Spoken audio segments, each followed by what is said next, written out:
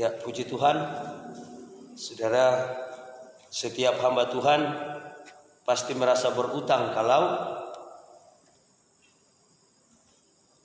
ada firman Tuhan yang menurut dia sangat penting untuk disampaikan. Ya. Adakah firman yang tidak penting disampaikan, saudara? Semua firman sangat penting disampaikan. Itulah sebabnya sebagai seorang hamba Tuhan atau anak Tuhan selalu merasa berutang setiap saat untuk memperkatakan kebenaran firman Allah. Sehingga Yesus berkata bahwa berbahagialah orang kalau hidup selalu memperkatakan firman Allah yang kesukaannya ialah Taurat Tuhan, yang mau merenungkan firman itu dan Taurat itu siang dan malam. Ya, dia akan seperti pohon yang hidup di tepi aliran sungai yang menghasilkan buahnya tepat pada musimnya. Karena itu kita kembali, saudara, akan mengulang membaca sekalipun sudah pada lain versi lagi kitab ayat yang dibaca pada hari Minggu kemarin dalam ibadah raya. Kitab Yosua pasal 1 ayat yang ke-9. Ya, tidak perlu lagi kita baca, tetapi saya hanya akan mengambil satu kata di sana, kecut. Ya, karena itu belum dijelaskan kata kecut. Kalau untuk kuatkan dan teguhkan hatimu, hampir rata-rata firman Allah, saya sendiri waktu kami rapat wilayah perdana di Rampi pada tanggal 5 Februari yang lalu, saya yang dipercayakan majelis wilayah untuk sampaikan firman ini yang saya sampaikan, tetapi pada ayatnya yang ke-7, ya, kuatkan dan teguhkanlah hatimu, jangan menyimpang ke kanan dan ke kiri. Tetapi pada saat ini ayat yang ke-9 diambil dari kata kecut, tetapi karena ada sambungannya di situ, kecut dan tawar hati, itu menunjukkan bahwa seharusnya kecut hati. Kalau kata kecut itu ya seperti lemon yang tiba-tiba habis airnya, seperti disedot dari lemon atau jeruk yang sudah masak, sudah matang, tiba-tiba dia kempes, ya, tidak ada lagi air di dalamnya sehingga dia menjadi kecut. Ya, demikian juga kita punya kulit-kulit, ya, tiba-tiba sudah menjadi keriput, itu kecut namanya, sudah mengkerut, ya, jadi kerut. Atau sama seperti balon yang sementara mengembang tiba-tiba keluar anginnya semua, ya, menjadi lisut, ya, seperti bunga-bunga di padang yang menjadi layu. Ya, itu kira-kira seperti itu penjelasannya. Tetapi saat ini saya akan menyampaikan tentang kata kecut hati. Kecut hati itu berbicara tentang rasa takut di dalam diri kita, berbicara rasa ngeri, ya. Kepada apa yang kita menjadi takut, saudara? Kita menjadi ngeri ketika kita melihat ada persoalan, ya, ada pencobaan, ada sesuatu hal yang akan terjadi menimpa kita yang berupa malapetaka atau sakit penyakit kah, atau seperti yang sementara terjadi ini pandemi COVID-19, ya, itu yang menciptakan, membuat rasa takut, yang membuat kita punya iman percaya menjadi kecut, ya. Itu yang disebut kecut hati.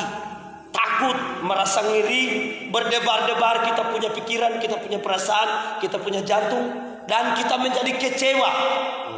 Menjadi kecewa juga.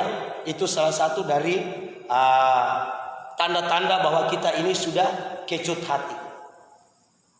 Di sini, saudara, jangan kecut itu adalah merupakan sebuah persyaratan bagi kita untuk supaya kita berhasil, ya, supaya Tuhan Allah menyertai kita.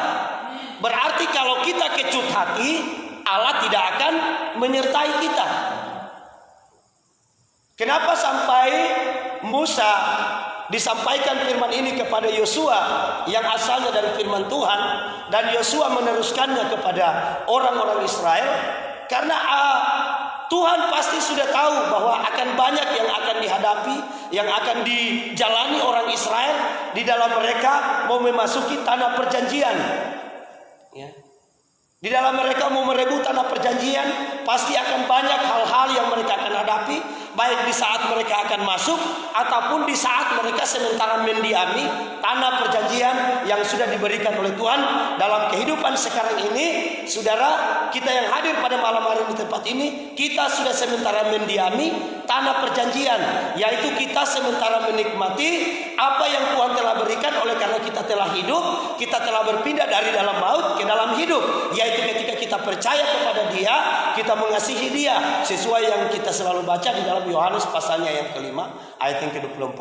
Kita sudah berpindah dari dalam kematian, dari dalam maut ke dalam hidup, yaitu kita sudah hidup di dalam kasih Tuhan. Nah, ini bekal yang disampaikan kepada kita supaya kita jangan kecut hati. Kenapa, saudara? Karena kalau kita kecut hati, maka Allah tidak akan menyertai kita. Karena ini jelas, janganlah kecut dan tawar hati, sebab Tuhan Allahmu menyertai engkau kemanapun engkau akan pergi. Berarti kalau kita kecut hati atau tawar hati, Allah tidak akan lagi untuk menjadikan berhasil kemanapun kita pergi, kemanapun kita berada. Nah, saudara kasih Tuhan, kita bisa lihat bagaimana tentang kisah Ayub sampai dia bertahan, apa yang disampaikan oleh Tuhan kepada dia langsung. Oleh karena dia boleh melalui segala pencobaan, dia boleh melalui segala persoalan hidup yang dialami, sehingga pada akhirnya Allah memulihkan dia, menggantikan 2 kali lipat dari semua apa yang telah dia alami. Nah, coba kita mau pikir secara logika kita manusia. Kalau kita punya anak meninggal, ya, 1 orang saja meninggal, tapi Tuhan ganti 2. Kita pikir dengan logika, saudara, apakah kita tidak akan tetap merasa sedih? Pasti kita akan tetap merasa sedih. Tetapi maksud dari apa yang terjadi kepada Ayub, saudara, kita tidak berbicara tentang hal-hal jasmania saja. Kita harus selalu mengarah kepada hal-hal rohani, ya. Supaya setiap apa penderitaan, persoalan yang kita hadapi di dalam menjalani iman percaya kita kepada Tuhan, ketika kita sanggup untuk menghadapi, kita tidak pernah tawar hati, kita tidak pernah kecut hati, maka Tuhan akan memulihkan kembali dan akan menggantikan setiap kekurangan kita, setiap malapetaka persoalan yang kita hadapi, ya, semua yang menimpa kita, Tuhan akan ganti 2 kali lipat. Berarti Tuhan akan memulihkan kembali kehidupan kita. Karena itu kita lihat di dalam Ayub pasalnya yang ke-39 ayat yang ke-25. Ayub pasal 39 ayatnya yang ke-25. Ini adalah jawaban Tuhan kepada Ayub, menceritakan tentang kekuasaan Tuhan di alam semesta.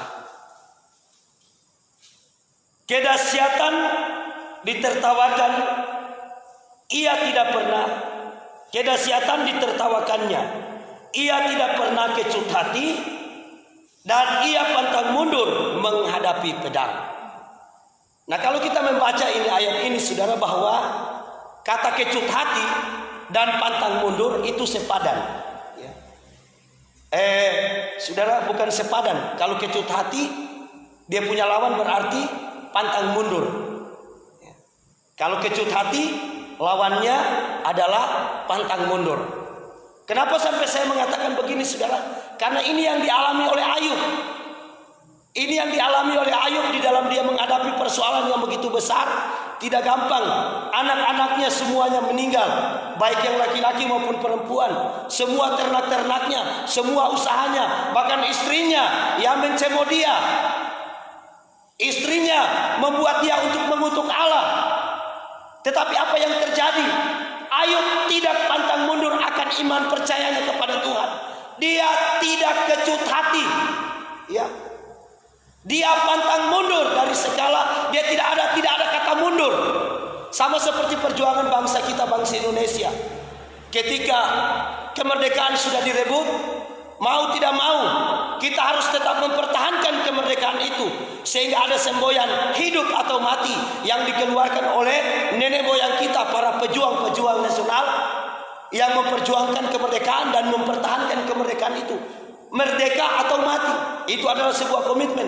Demikian juga di dalam pengiringan kita kepada Tuhan, untuk supaya kita berkenan, supaya Allah tetap menyertai kita, kita percaya bahwa Allah menyertai kita dan akan menjadikan berhasil semua kehidupan kita, maka pikiran ini harus ada dalam kehidupan kita, yaitu kata pantang mundur atau tidak kecut hati.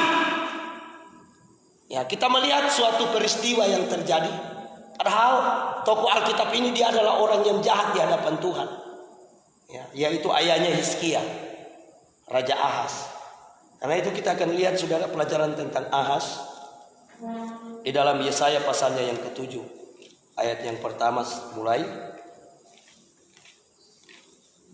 Yesaya pasal 7 ayat yang pertama, kita akan baca semua ini sampai ayat 9. Dalam zaman Ahaz bin Yotam bin Usia Raja Yehuda, maka Resin Raja Aram anak Pekah bin Remalia Raja Israel maju ke Yehuda untuk berperang melawan kota itu, namun mereka tidak dapat mengalahkannya.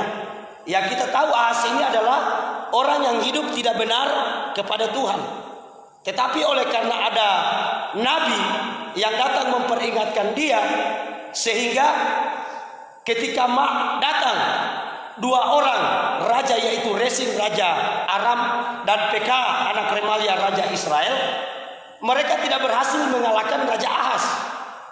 Padahal Ahaz hanya dua suku bangsa yang ada, yaitu Yehuda dan Benyamin. Sementara yang datang menyerang mereka sebuah bangsa yang besar, yaitu bangsa Aram dan Pekah Raja Israel, yang adalah juga merupakan kerajaan yang besar, kerajaan Israel dari 10 suku yang ada, yaitu suku anak-anak Yakub di luar suku Yehuda dan suku Benyamin. Apa yang terjadi di sana saudara? Mereka tidak bisa mengalahkan Ahaz ini. Kenapa? Ayat yang kedua, lalu diberitahukanlah kepada keluarga Daud, Aram telah berkemah di wilayah Efraim. Maka hati Ahaz dan hati rakyatnya gemetar ketakutan. Sementara di sana dikatakan dia gemetar dan ketakutan, seperti pohon-pohon hutan bergoyang ditiup angin. Berfirmanlah Tuhan kepada Yesaya, baiklah engkau keluar menemui Ahaz, engkau dan Syar-Yasub anakmu laki-laki, ke ujung saluran kolam atas, ke jalan raya pada padang tukang penatu, dan katakanlah kepadanya. Nah, ini yang dikatakan oleh Yesaya kepada si Ahaz. Ya. Apa yang dikatakan saudara? Teguhkanlah hatimu dan tinggallah tenang. Janganlah takut dan janganlah hatimu kecut, karena kedua puntung kayu api yang berasap ini, yaitu kepanasan amarah Resin dengan Aram dan anak Remalia. Oleh karena Aram dan Efraim dengan anak Remalia telah merancang yang jahat atasmu dengan berkata, mari kita maju menyerang Yehuda dan menakut-nakutinya serta merebutnya, kemudian mengangkat anak Tabel sebagai raja di tengah-tengahnya. Maka beginilah firman Tuhan, tidak akan sampai hal itu dan tidak akan terjadi, sebab Damsyik ialah ibu kota Aram dan Resin ialah kepala Damsyik. Dalam 65 tahun Efraim akan pecah, tidak menjadi bangsa lagi. Nah, yang kita petik di sana saudara, yaitu mereka datang untuk menakut-nakuti.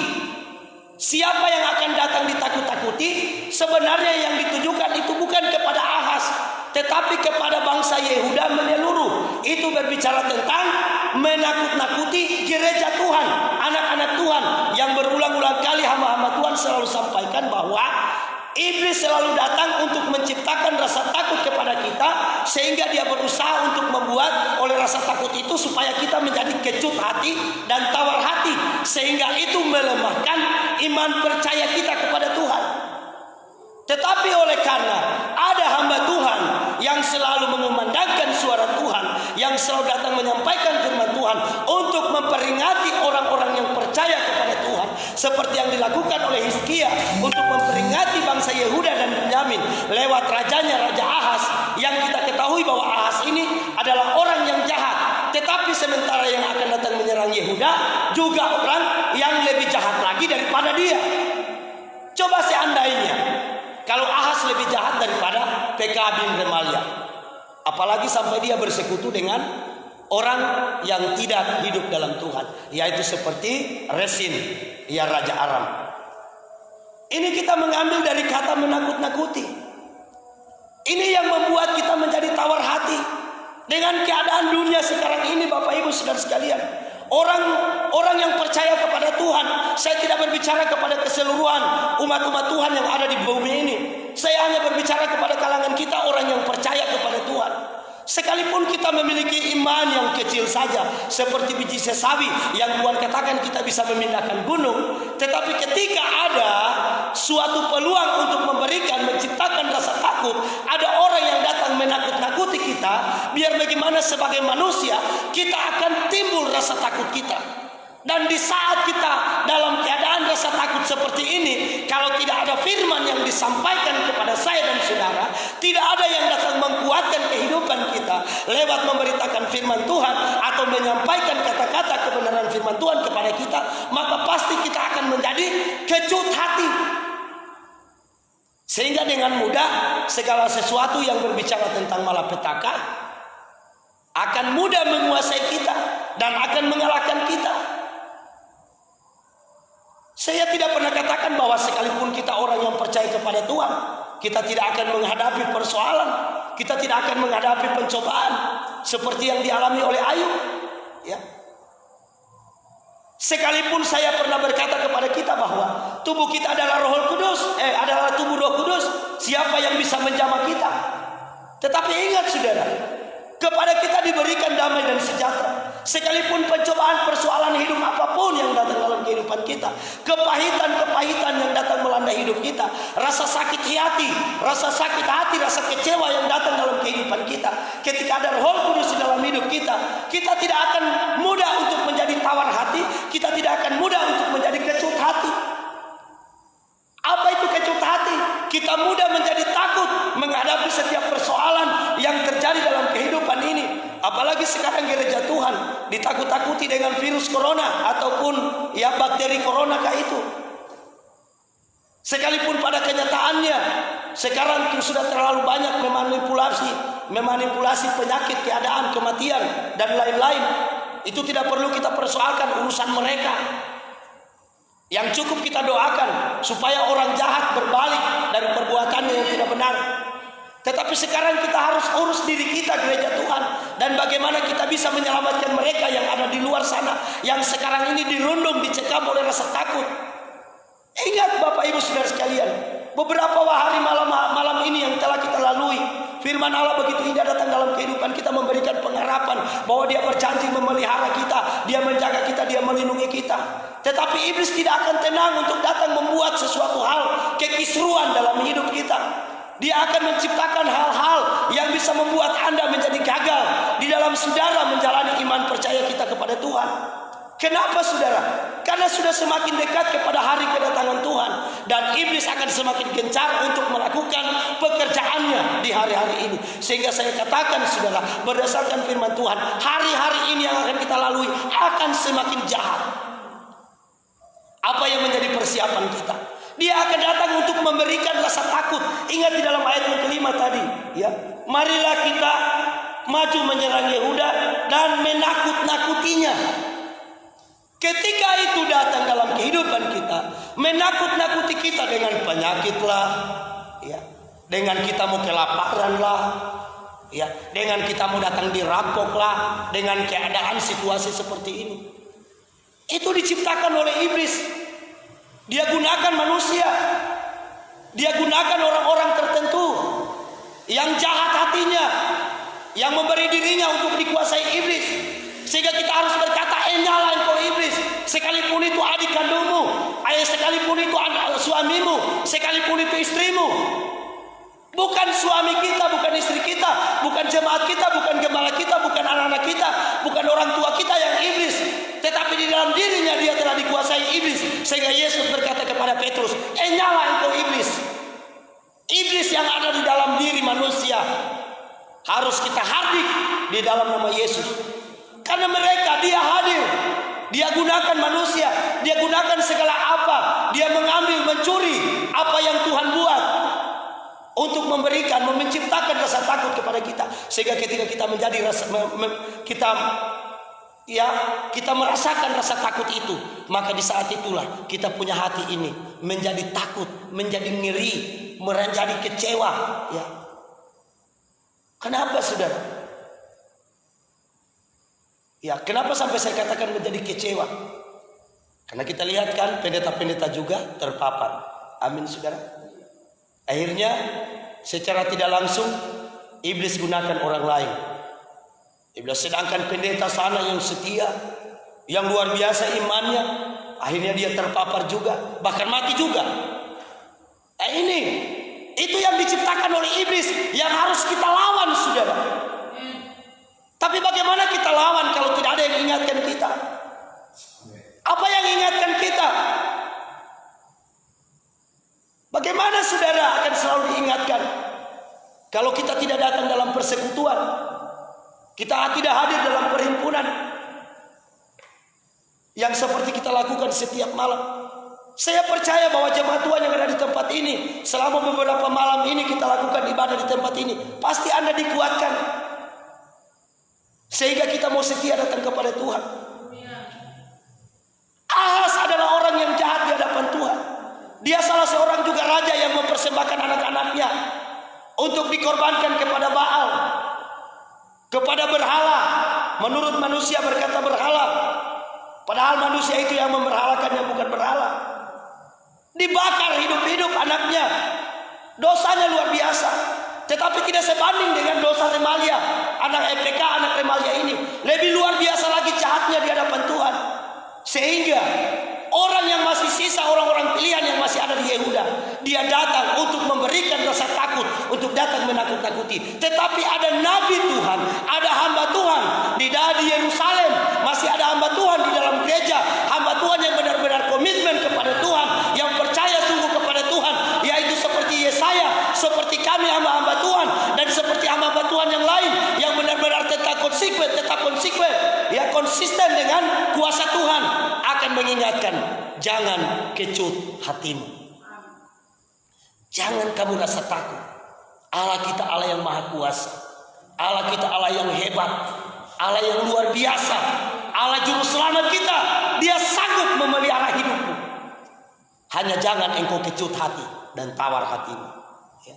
Kecut hati ketika datang rombongan yang besar, yaitu Raja Aram dan pasukannya, Raja PK dan pasukannya, untuk melawan Raja Yehuda dan pasukannya. Bangsa Israel saja sudah kalah jumlahnya daripada dua suku ini, suku Yehuda dan Benyamin. Bayangkan saudara, musuh yang besar datang. Saya tidak berbicara tentang Yosua,